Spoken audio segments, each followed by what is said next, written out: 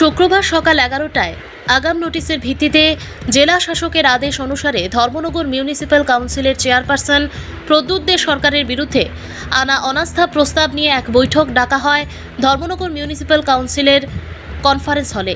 এই সভায় উপস্থিত ছিলেন ধর্মনগর মহকুমা শাসক শ্যামজয় জমাতিয়া, ডিসিএম অমরচাঁদ বিশ্বাস, ধর্মনগর মিউনিসিপ্যাল কাউন্সিলের ভাইস চেয়ারপারসন মঞ্জু নাথ সহ 19 জন কাউন্সিলররা। এই বৈঠকে ধর্মনগর মিউনিসিপ্যাল কাউন্সিলের চেয়ারপারসন প্রদ্যুৎ দে সরকারের বিরুদ্ধে আনা অনাস্থা প্রস্তাব গৃহীত হয়েছে বলে জানিয়েছেন শ্যামজয় জমাতিয়া। ভানুচন্দ্রের রিপোর্ট, আসাম প্রাইম নেটওয়ার্ক। এটা তো পুরাটা যারা মেম্বার ইলেক্ট আছে ওনাদের সিদ্ধান্ত, এবং ওনারা বিগত দিনে 21 জন কাউন্সিলরের স্বাক্ষরিত একটা অনাস্থা প্রস্তাব ওনারা জমা দিয়েছিলেন, এবং এটা ডিএম স্যার কর্তৃক গৃহীত হয়েছিল। উনি অথরাইজ অফিসার্স হিসাবে DM and collector north Tripura district, এবং সেই মোতাবেক উনি স্পেশাল মিটিং কনভিন করেছেন। স্পেশাল মিটিংয়ের মধ্যে নর্মালি আমরা অ্যাজ পার রুল সভাপতিত্ব করে নিল মাননীয় চেয়ারপারসন। তো উনি আজকে সবার মধ্যে সভাপতিত্ব করছেন, এবং এখানে আজকে টোটাল 19 জন যতজনে উপস্থিত আছে অনাস্থার পক্ষে ওনারা ভোট দিয়েছিলেন, এবং অনাস্থার পক্ষে ওনারা স্বাক্ষরও করেছিলেন।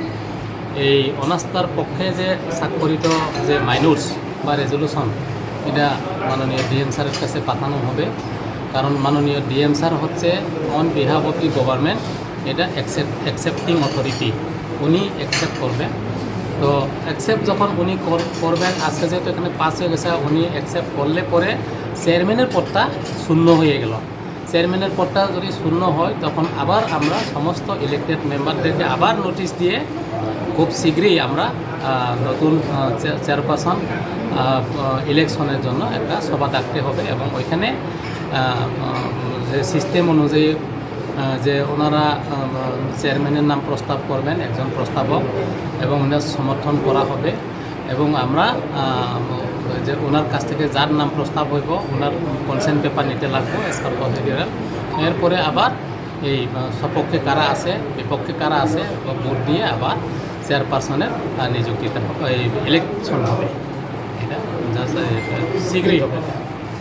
আজ যেটা যে সিদ্ধান্ত গৃহীত হলো সেটা তো ডিএম সাহেব যখন পাস করবেন তারপরে হবে। এটা অ্যাকসেপ্ট পাস মানে অ্যাকসেপ্ট, এখানে তো পাস হয়ে গেল, উনি অ্যাকসেপ্ট করবেন। উনি তো মেজরিটি যেহেতু আছে উনি অ্যাকসেপ্ট করবেন। এটা আমরা মানে আজকেই জানতে পারবো আমরা এটা?